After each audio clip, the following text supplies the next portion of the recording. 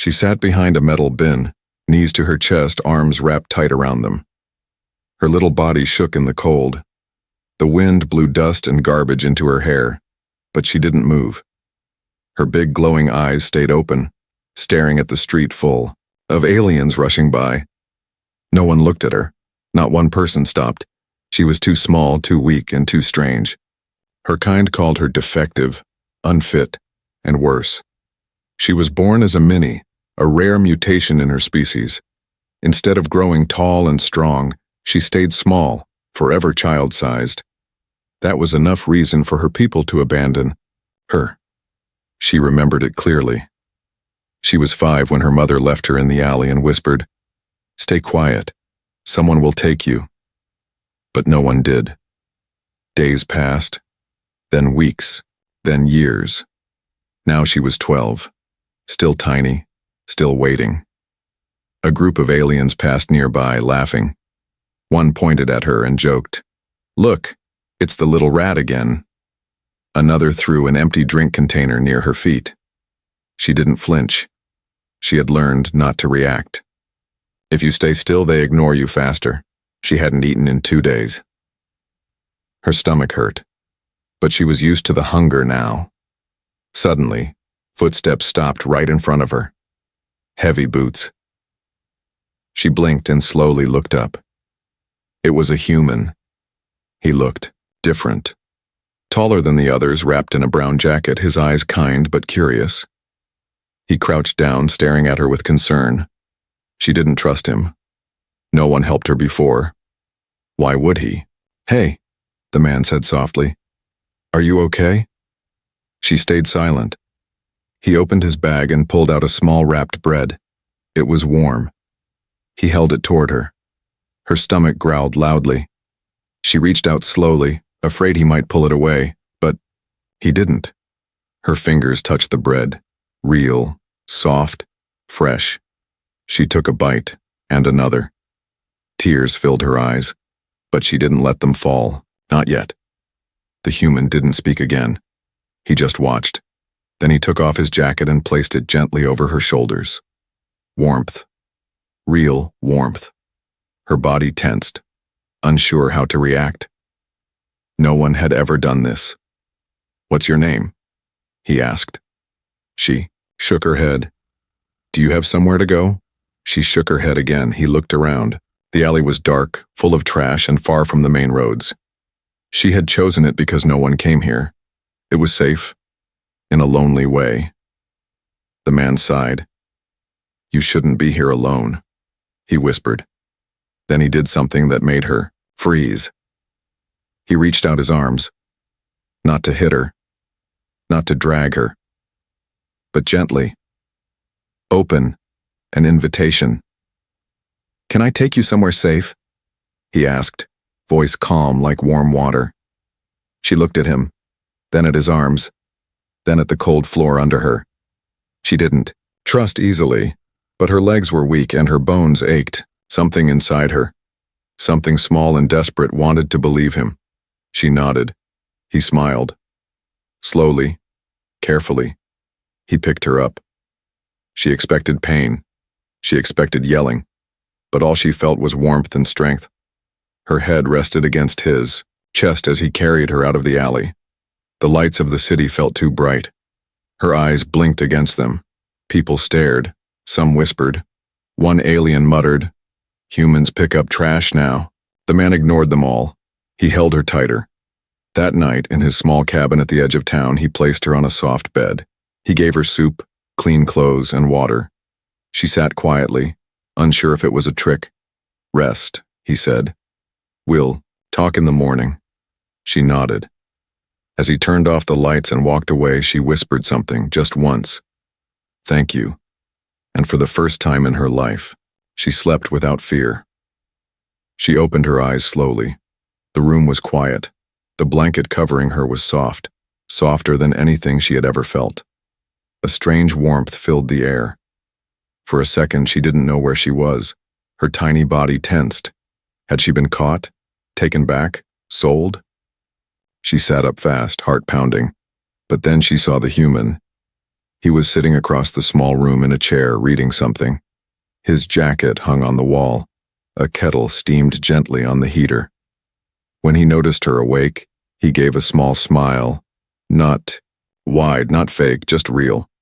"You slept for almost 10 hours, he said softly. "That's good." She didn't know what to say. "Still hungry?" he asked. She nodded slowly. He stood up and poured warm soup into a bowl. The smell made her stomach growl. He noticed and laughed. Not to tease her, but like it was normal. She watched carefully as he placed the bowl in front of her. No sudden moves, no shouting, just calm. "Eat. Take your time." She picked up the spoon with shaking hands and began to eat. It was thick, hot, and full of vegetables she hadn't tasted in years. Every bite felt like it filled not just her stomach, but something deeper, something empty inside her. "Do you have a name?" he asked. She hesitated. Lena." He nodded. "I'm Thomas." She blinked. A name. He gave her a name. No one had asked her name in so long, she almost forgot she had one. After she ate, he helped her gently to the sink. There, he showed her how to wash her face. She stared at her reflection. Messy hair, dirty cheeks, hollow eyes, but even like this, he didn't look away. He handed her a towel. "You can clean up. I left some clothes there. Might be big, but they're soft." She took them silently and walked to the small bathroom. The door creaked shut. Alone, she touched the sweater's fabric. It smelled like firewood and safety. As she changed, her fingers shook. Why was he helping her? What did he want? Everyone who gave her anything before always asked for something worse in return. But Thomas hadn't asked for anything. Not yet. When she came out, wearing the oversized sweater and pants, she saw something new on the floor. A pillow. A blanket. He had made her a little bed near the heater. "For now," he said, "you'll stay here. I don't have much, but this room's safe." She stared at it, speechless. "This place used to belong to my sister," he said, looking down. "She was small like you. She'd have liked you." Lena didn't know how to answer. She simply walked over to the little bed and sat down. Her fingers traced the seams of the pillow. "Can I ask something?" she whispered. "Anything," he said. "Why did you stop that day? In the alley?" Thomas paused. "I don't know," he said. "I just saw someone who looked forgotten, and I couldn't keep walking." Forgotten. That word hit her hard, because that's exactly what she had been. That night, as wind howled outside, Lena lay curled on the tiny bed, clutching the warm blanket to her chest. Her eyes wouldn't close. She kept expecting it all to disappear, like a dream that fades when the sun rises. Then she heard footsteps. Thomas. He was walking toward her with something in his hand. She flinched, but he simply placed a small, round stone near her pillow. It was smooth and warm. "This is a comfort stone," he said. "My sister kept it when she was scared. Now it's yours." He stood back and waited. After a long silence, she reached out and took it, held it tight, and for the first time in many years, she smiled. Not a big smile, but a real one. The next morning, Thomas found her sitting at the small table trying to fold the blanket neatly. "You don't need to do that," he said. "I want to," she replied, voice shy. "You gave me warmth." He smiled. She looked down and asked quietly, "Can I help you? Clean or something?" "You don't have to work to stay here, Lena," he said kindly. Her eyes widened. "But if I don't help, will you still let me stay?" Thomas walked over and knelt down so they were eye level. "Lena, you're not here to earn anything. You're here because you deserve to feel safe." Her lips trembled. No one had ever said that to her before. She nodded, and he gently patted her head. That day, she followed him outside. The cold still bit, but not as sharply. She held the jacket tighter around herself and walked beside him as they went to gather firewood. Birds chirped above. The forest was quiet, but not scary. He gave her a small task, collecting twigs. She smiled when he praised her for being fast, and when they returned to the cabin, she looked at it with new eyes. It wasn't just a place anymore. It was the first place she ever felt warm. The snow outside had melted into slush, but inside the cabin, warmth filled the air. A soft fire burned in the small stove, and a faint smell of tea drifted through the room. Lena sat cross-legged on the floor, carefully brushing her wild blue hair with an old wooden comb Thomas had given her. Each stroke untangled more than just her hair. It untangled fear. It untangled years of pain. She had been here for a week now, and every day felt like a strange dream. She waited for it to end, waited for Thomas to change, to yell, to say she was a burden, but he never did. That morning, she stood on her toes to reach a mug on the high shelf. The mug slipped from her fingers and fell. Crash, it shattered. She froze. Her heart stopped. Her breath caught in her throat. She had broken something. In her past life, that meant punishment. Slaps, screams, no food. She dropped to her knees and picked up the sharp pieces quickly, her hands trembling. Footsteps, heavy ones. Thomas entered the room. She squeezed her eyes shut. "I'm sorry, I didn't mean to. Please don't send me away, please." She braced herself, but no pain came. No angry shouting, just silence. She looked up. Thomas was kneeling beside her, already grabbing a cloth. "It's just a mug," he said gently. "Are you hurt?" She blinked. "What?" "Your hands. Did you cut yourself?" She stared at him, confused. "You're not mad?" He smiled a little. "Lena, it's just a thing. You're not." Her lips trembled. She didn't cry. She wanted to. But something strange happened instead. Her mouth curved upward. A tiny smile. And this time, no one punished her for it. Later that day, Lena tried to be helpful. She swept the wooden floor, folded blankets, and even cleaned the bowls after lunch. Thomas had told her she didn't have to do anything, but doing things made her feel like she belonged. Still, the thought lingered. If I make him happy, maybe he won't send me away.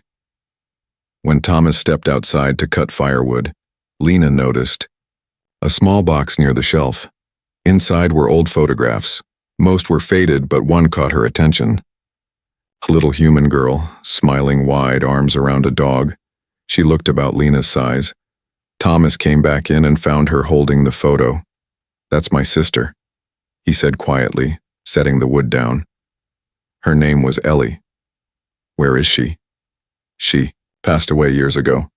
Lena looked at the picture again. "She looks happy." She was. "She had a kind heart." He paused. "You remind me of her." Lena didn't know if that was a good thing or a sad thing, but she smiled again, just a little. And Thomas didn't look sad. He looked proud. That evening they ate soup and bread, again. It wasn't fancy, but to Lena it was better than anything in the world. After dinner, Thomas brought out something special, a small box wrapped in cloth. He placed it in front of her. "What's this?" she asked. "Open it," he said. Inside was a folded red scarf, hand-knitted, tiny and warm. Lena gasped. "Is this made for me?" "I made it for Ellie a long time ago," he said. "She never got to wear it, but I think she'd want you to." Lena stared at the scarf like it was made of gold. She slowly draped it around her neck. It fit perfectly. "Why are you so kind to me?" she asked in a whisper. "I'm not important. I'm not even normal." Thomas looked at her and said, "Kindness isn't about who's normal. It's about who needs it." Her eyes welled up. She looked down, her hands gripping the scarf. Then she did something she had never done before. She laughed. It was small, awkward, like she had forgotten how to do it. Thomas chuckled. "That's a sound I want to hear more often." She covered her mouth. "I'm not sure I'm allowed to laugh." "You are," he said. "You're allowed to laugh, smile, cry, whatever you need." Her heart felt warm and full. She hadn't smiled this much in years. Maybe never. That night she stood by the window, watching the stars. Thomas sat behind her, reading by lamplight. She asked quietly, "Will I ever be like the others?" He looked up. Like who? The tall ones, the normal ones, the accepted ones. He closed the book and walked over. He looked up at the sky with her. "You may never be tall, Lena, but that doesn't mean you're small inside." She looked at him, confused. He smiled. "You're strong in ways most people will never understand." "Strong?" she repeated. "Yes. You survived alone in a cold world with no help, and you're still standing. That's strength." She looked down at her hands. Tiny, soft, weak-looking. But maybe he was right. Maybe, just maybe, she was stronger than she thought. As she curled into her blanket that night, scarf still around her neck, she whispered something to herself. Maybe I'm not broken. And for the first time in her life, she believed it. The sun was out that day. The sky above the town of Relis was clear and the snow had melted into muddy paths. Thomas tied on his boots and grabbed his worn-out shopping bag. He looked toward Lena, who was sitting by the window, humming quietly to herself as she brushed her soft blue hair. He smiled. "Lena," he said, "want to come with me to the market today?" Her fingers stopped brushing. She turned slowly. "To the market?" she asked. He nodded. "You'll stay close, it's not far. We just need some vegetables and maybe a pair of boots for you." Her eyes went wide. "You want to get boots? For me? Your feet will freeze out there, can't have that, right?" She looked down at her toes tucked into two large slippers. She hadn't owned anything of her own in years. Everything had always been borrowed, stolen, or trash others left behind. But now, Thomas wanted to get her something. Something new. She nodded slowly. "Okay, I'll come." The walk into town was quiet. Lena stayed close, holding onto the side of Thomas's coat like a lifeline. A few people looked at her with curiosity. One alien couple even smiled kindly. But as they got deeper into the market, things changed. Whispers began. "Is that a mini? What's a human doing with one of them?" "I thought their kind were banned from this district." Lena heard. Every word, each whisper cut like ice against her skin. She kept her head down and stepped closer to Thomas. He didn't say anything, but his hand gently rested on her shoulder. A small gesture, but it felt like armor. They stopped at a vegetable stall. A friendly old alien woman with green skin smiled at Thomas and handed him a small sack of potatoes. Then she looked at Lena. Her smile faded. "You brought one of them?" she muttered. "Here, in public?" Thomas raised an eyebrow. "She's with me." "I don't care if she's with the president. Her kind don't belong here. She's not hurting anyone. She's a mini. They lie, they steal, they beg like pests." Lena flinched. The words felt like stones. Thomas didn't move. His voice stayed calm but firm. "She's none of those things. And she's not alone anymore." The alien woman scoffed and waved them away. As they walked to the next stall, Lena whispered, "I shouldn't have come." Thomas stopped. He turned to her. "Why would you say that?" "Because they're right," she said softly, tears in her voice. "They see what I am. I see what you are too," he said, kneeling in front of her. "And I see someone brave, kind, and stronger than anyone here. But I make trouble for you." "No," he said. "They make trouble for themselves when they judge someone they don't know." They reached a small shop selling clothes. The shopkeeper was an alien with 3 eyes and short arms. He greeted Thomas kindly but frowned when he saw Lena. "This area's for buyers only," he said. "We are buyers," Thomas replied calmly. The alien looked at Lena and said, "She's not. She is," Thomas said again. "And she needs boots." The shopkeeper sighed. "Look, friend, I don't want to cause problems, but if someone sees her in here, I'll lose business." Thomas's voice dropped. "Then I'll take my business somewhere else." He turned to leave, but not before gently taking Lena's hand. That one moment, that single touch, meant more than words could say. They finally found a small stall at the far end of the market, run by a quiet human woman. She smiled when she saw Lena and said, "I've got just the thing for little feet." She handed Lena a pair of soft leather boots. Lena tried them on. They were warm, snug, and perfect. She looked up at Thomas with surprise. "They fit," he grinned. "Then they're yours." As he paid, the human woman leaned down and whispered to Lena, "You're lucky to have someone like him." Lena blinked. "I am," she whispered back. On the way home, snow began to fall lightly. Lena looked up at the sky, flakes landing on her face. She smiled. Really smiled.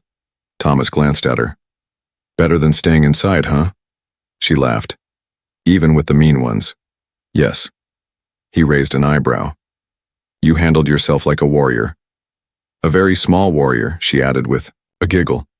"Size doesn't matter," he replied. "Hearts don't come in small or large." She looked down at her new boots. They weren't just boots. They were proof.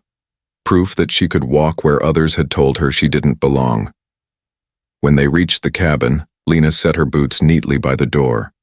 She sat near the fire, wrapped in her scarf, and asked something quietly. "Thomas?" "Yeah?"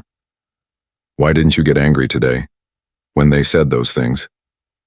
He looked at her and answered gently, "Because I don't need to yell to protect you. I just need to stand beside you."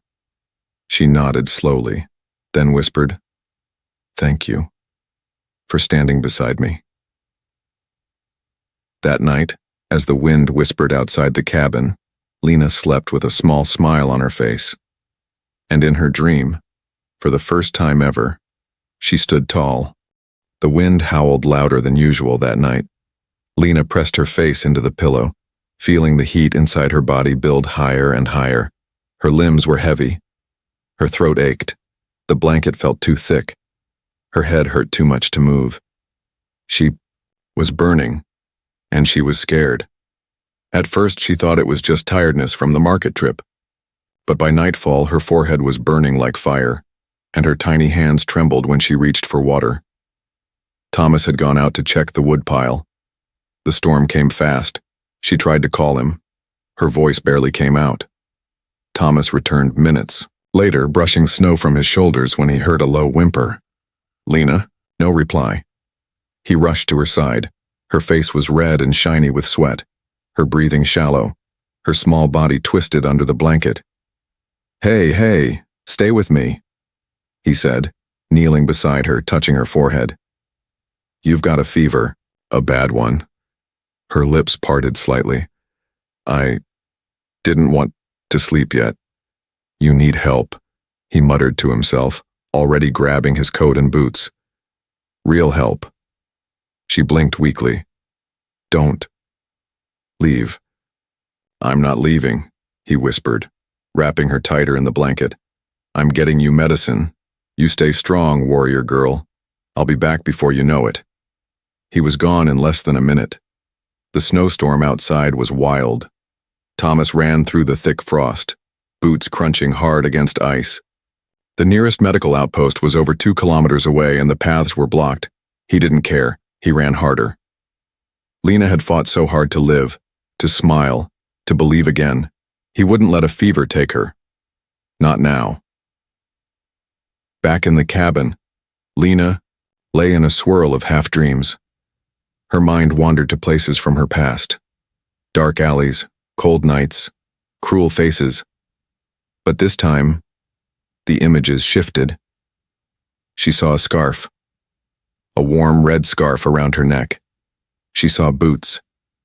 She saw Thomas lifting her up, and suddenly her dream self whispered, "Don't let go." Thomas burst into the outpost, panting, snow covering his hair and beard. A nurse turned in shock. "You're crazy walking through that storm." "I don't care," he gasped. "It's the girl. She's burning up. Please, just give me what she needs." They handed him fever medicine, cooling pads, and herbal patches. Wrap her in cool cloth, feed her warm liquids, If she worsens, bring her in, but I doubt she'll make it through this storm if you try now. I'm not letting her die, he muttered, grabbing the supplies and running back into the cold. He reached the cabin with frostbitten fingers. Inside, Lena hadn't moved. He rushed to her side, placed the cold cloth on her forehead, slipped the medicine gently between her lips and held her hand. Come on, Lena, he whispered, voice cracking. Fight this. You've been through worse. Don't stop now. He stayed by her side all night.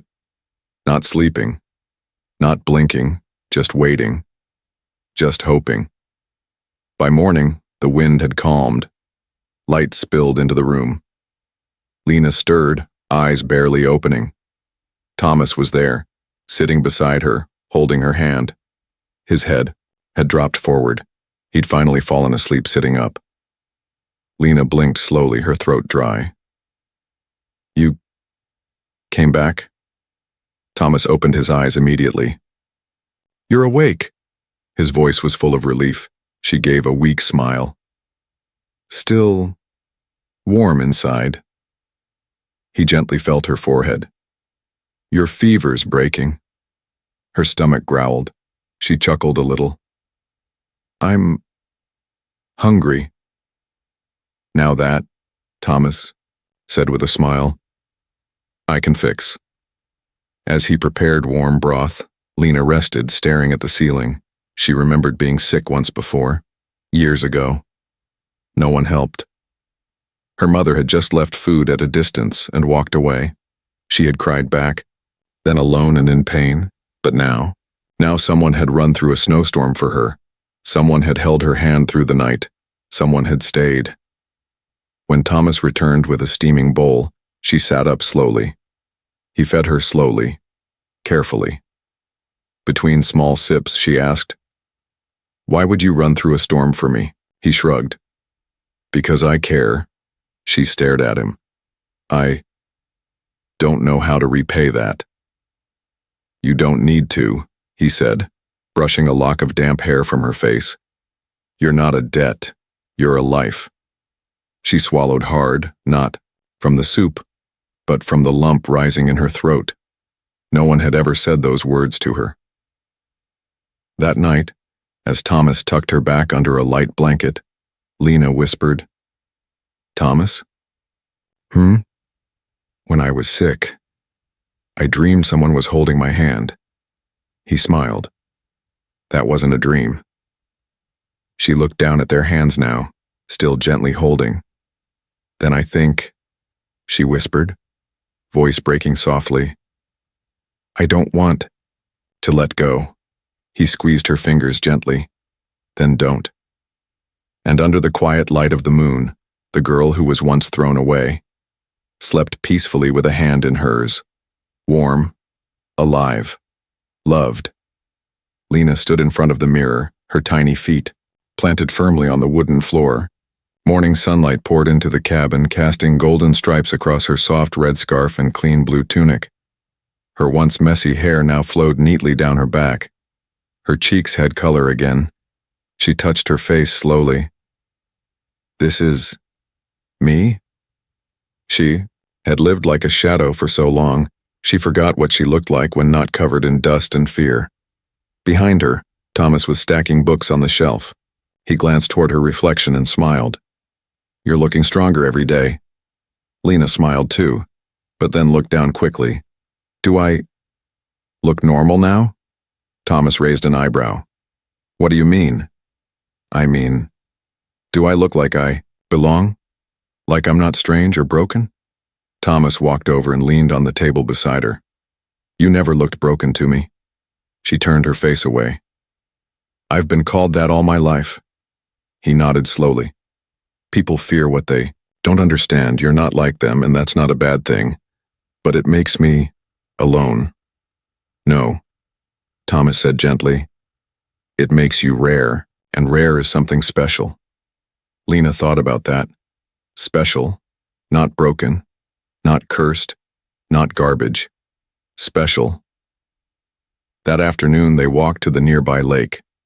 The air was cool, but the water sparkled. Birds danced through the sky, and the trees whispered in the breeze. Lena laughed as a curious duck followed her. He thinks I have food, Thomas chuckled. You do. Breadcrumbs in your pocket.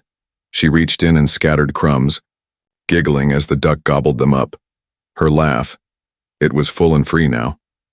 Thomas noticed it. It wasn't the shy giggle from a scared child anymore. It was light, real, alive. They sat on a bench by the water, sharing a simple meal. Lena chewed on a slice of apple, legs swinging because they didn't reach the ground. Then she looked up at Thomas, studying his face. There was a calm strength in his eyes, something she always found safe. Can I ask you something? She said quietly. Of course, he replied. She hesitated, staring down at the apple in her hand. Then she said it. What am I to you? Thomas looked surprised. What do you mean? I mean, what do you see when you look at me? Am I just a guest? A lost girl you're helping? A job? He set down his food. No, he said softly. You're not a job, and you're definitely not just some guest. Then what? Thomas leaned forward, his voice low and honest. You're someone I care about, Lena. Deeply. You're someone I want to see safe. Someone I'm proud of. Lena blinked fast. But I'm not your daughter. I'm not your people. I'm not even the same species. That doesn't matter, he said. Love doesn't need matching DNA. She looked at him, lips trembling. So, can I call you something? Thomas tilted his head. Like what? She whispered. Can I call you family? His heart thudded in his chest. Then he smiled. Yes, you can. Lena's eyes flooded with tears. She looked away, wiping her face quickly. I'm sorry, she sniffled. Don't be, he said, putting an arm around her. Tears can be part of healing. That night something had changed. The cabin wasn't just a place with walls, it was her home. She helped set the table, served soup, and even made her first cup of tea for Thomas, though it was too strong and bitter, and they both laughed when he sipped it. After dinner, they sat beside the fire. Lena curled up beside him, head resting against his side. She held the comfort stone in her hands and said softly, I used to wish someone would find me. Every night. Thomas looked down at her. I never thought it would be a human. She whispered. I never thought I'd meet someone like you either, he said. She smiled. Lucky accident? No, he said. I think it was something bigger. Before bed, Lena stood near the mirror again. But this time she didn't ask if she looked normal. This time she stared at her reflection and said to herself, I belong somewhere now. Then she turned off the lamp and crawled into her small bed near the heater. Before closing her eyes, she whispered, Good night, Dad. There was a long pause. Thomas stood frozen in the doorway, hearing the word echo inside him. Then he whispered back, voice thick with emotion, Good night, my daughter. Outside, the stars were shining, and inside something stronger than warmth filled the room. It was family. The village festival came once a year. It filled the streets with lights, music, and the smells of sweet bread and grilled meat. Colorful banners hung between buildings, and children ran through the roads with glowing toys in hand. Lena had never been to a festival. She had always watched from the shadows, too scared to step out, too unwanted to be welcome. But this year was different. This year she wasn't alone. Thomas helped wrap a thick scarf around her neck, then gave her a little hooded cloak he had sewn himself. You ready? He asked. She smiled nervously. Will they stare again? Maybe, he said honestly, but this time I'll be standing right beside you. She nodded slowly and took his hand, and together they walked into the crowd. The market square buzzed with life. Stalls sold everything from warm snacks to hand-painted wooden toys. A group of musicians played near the fountain and glowing lanterns floated up into the dark sky. Some people looked at Lena as she passed, some with confusion, others with pity, and a few with cold judgment. But she didn't shrink back. Not this time. Thomas's hand stayed in hers, and her step stayed strong. They stopped at a candy stall where the old human woman behind the counter smiled at her. "Well, aren't you the bravest little star I've seen today?" the woman said, handing Lena a warm sweet stick covered in honey powder. Lena blinked. "You know me?" "Word travels," the woman chuckled. "People say a man brought home a mini girl and gave her a real place to belong." Lena hesitated, then whispered, "He didn't just give me a place. He gave me a name again." The woman smiled warmly. "Then never let anyone take that away from you." Children ran past her, and one small alien girl stopped and stared. "You're so tiny," the girl said. Lena smiled. "I know." The alien girl giggled. "I like your scarf." "Thanks. My dad gave it to me." The girl waved and ran off, leaving Lena frozen in place, blinking. It was the first time she had said it out loud in public. "My dad." And no one laughed. No one sneered. Later, near the stage, a voice echoed across the square. The mayor, a large, proud alien with golden armor, was giving a speech. "And now," he said, "we honor the kindness and unity shown in our town. We celebrate those who make space for peace even when others choose hate." Lena stood beside Thomas, half listening. Then her name was called. She blinked. Did he say me?" Thomas smiled. "Sounds like it." Lena shook her head. No, I can't go up there." "You don't have to if you don't want to," he said gently. But something inside her had changed.